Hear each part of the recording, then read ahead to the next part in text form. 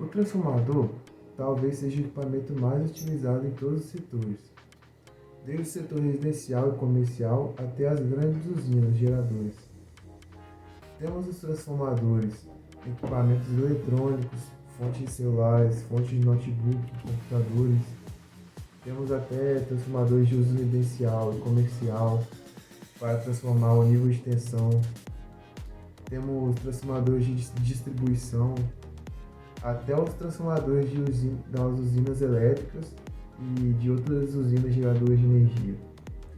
Os transformadores eles foram desenvolvidos com uma eficiência a partir de 1880, conforme os estudos da Europa e Estados Unidos concluíram que a energia não podia ser distribuída numa distância muito longa sem perda de tensão. O equipamento que possibilitou essa transmissão foi o transformador. Sem o transformador, o sistema de energia que a gente conhece hoje não ia existir. Um transformador ele é conhecido por ser uma máquina elétrica estática e que tem o objetivo de transferir a energia elétrica de um lado para o outro. E ele transfere essa energia com tensões diferentes, com a mesma frequência e aproximadamente com a mesma potência. Não é igual, é aproximadamente. E por ser uma máquina elétrica, ele é baseada na lei de Faraday.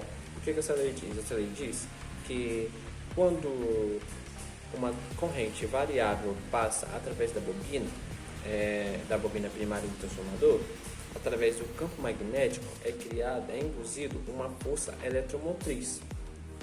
E com essa indução é gerado uma tensão na bobina secundária deste transformador.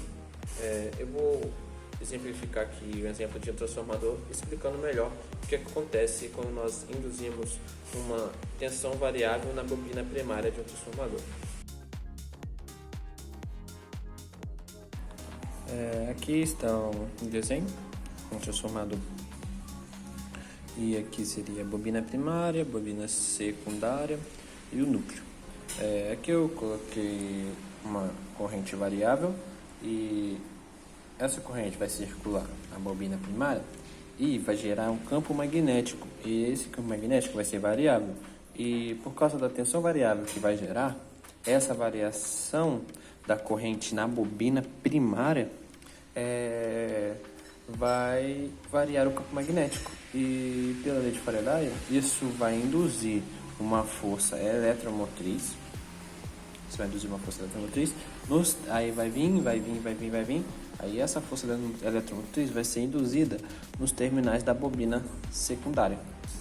E isso ocorre através da transferência magnética.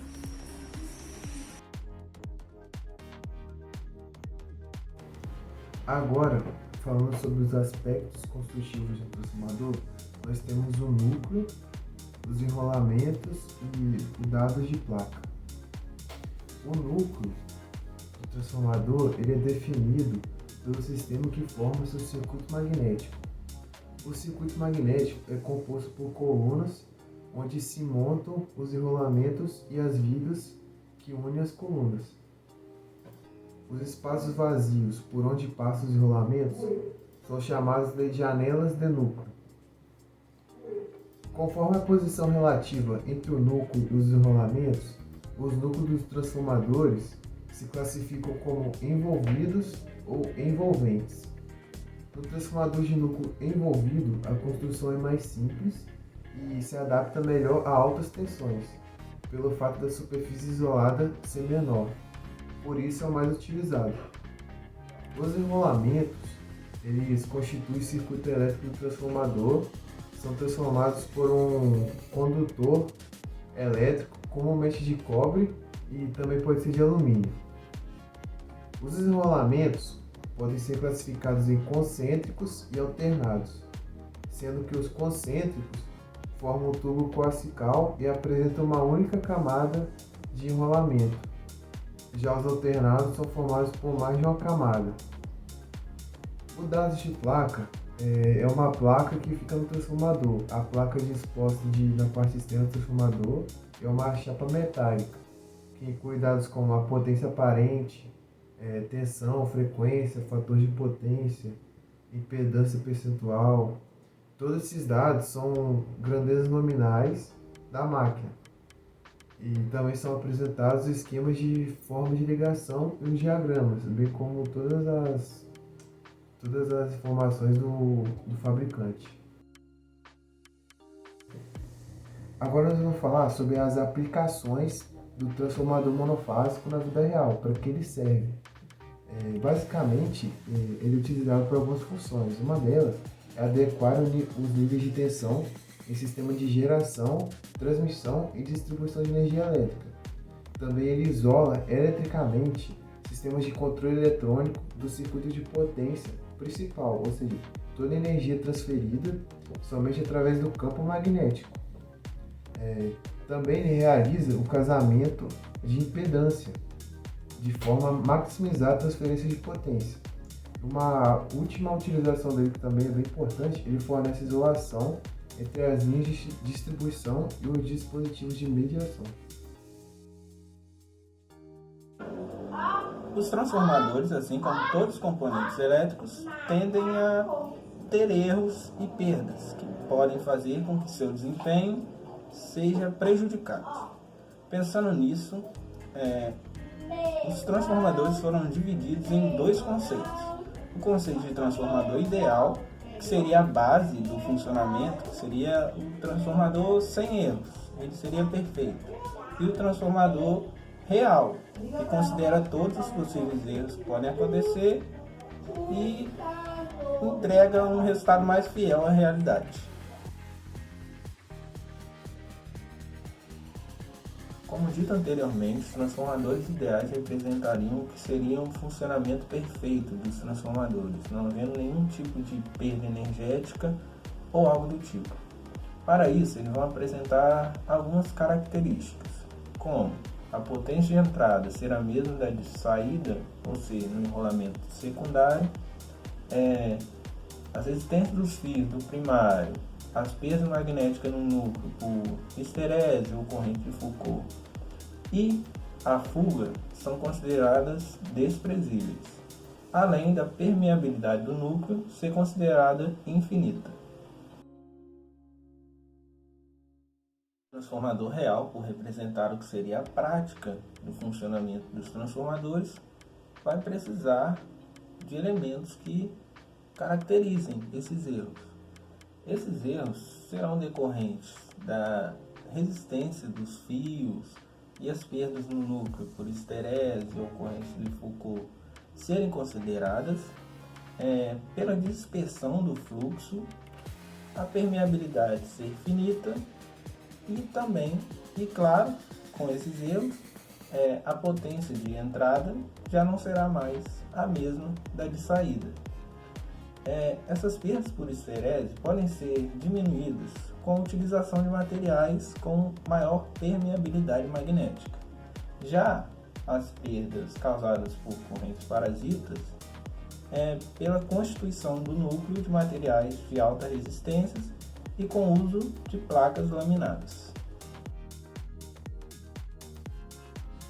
Bem, agora vamos falar um pouco sobre ensaio do curto-circuito.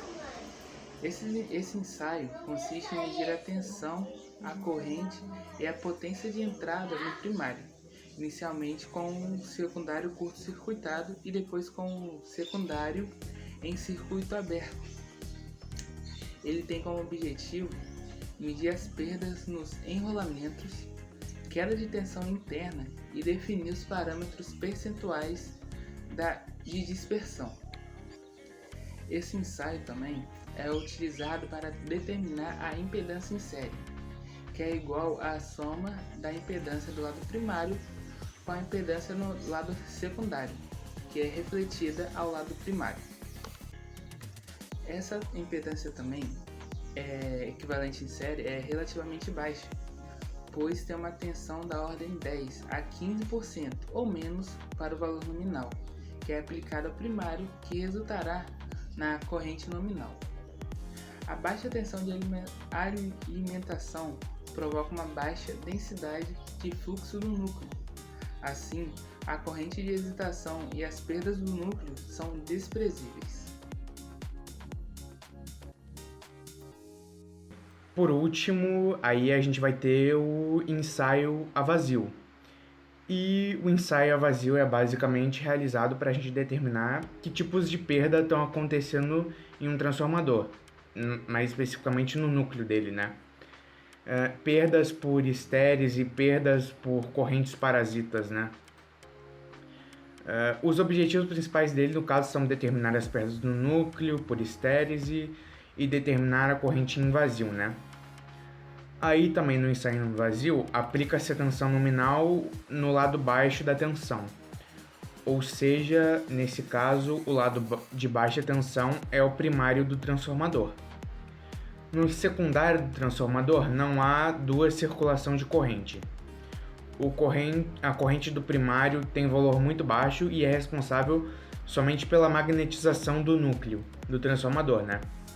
Aí, dessa maneira, a gente pode desprezar as perdas de Joule dos enrolamentos e as dispersões de fluxo, sendo somente consideradas as perdas do núcleo. Neste ensaio aí, que a gente pode ver, são medidas as seguintes grandezas: VO, que é a tensão nominal aplicada, PO, que é a potência consumida, e IO, que é a corrente a vazio. E com essas grandezas a gente pode calcular RC, IC, IM ao quadrado e XM ao quadrado. E, bem, é basicamente isso que serve um ensaio vazio, para medir as grandezas e para calcular o que está sendo perdido. E o que a gente pode concluir de tudo isso que a gente viu? A gente pode concluir que o transformador é algo que a gente usa muito hoje em dia, né? Especialmente com o tanto de aparelho elétrico que a gente usa hoje em dia, e que ele tem um papel imprescindível no setor elétrico, pois é graças a ele que a gente consegue transferir uma grande escala de energia para todas as residências do mundo, né? E se a gente tivesse tecnologia melhor, a gente podia minimizar perdas e, consequentemente, ter um maior aproveitamento energético, aí consumindo muito menos energia. Portanto, apesar de bastante conhecido, os transformadores constituem-se de uma excelente oportunidade de estudo com vistas à identificação de possibilidades de economia ou mesmo recomendações quanto à melhor tecnologia a ser utilizada por esses equipamentos. E nesse trabalho foi apresentado aí o transformador elétrico monofásico e seus fundamentos teóricos, os principais conceitos, as características físicas, os tipos de ensaio, que foram o curto-circuito e o vazio. E, bem, é isso. Obrigado por assistir e a bibliografia aí tá no final do trabalho. Obrigado e fui!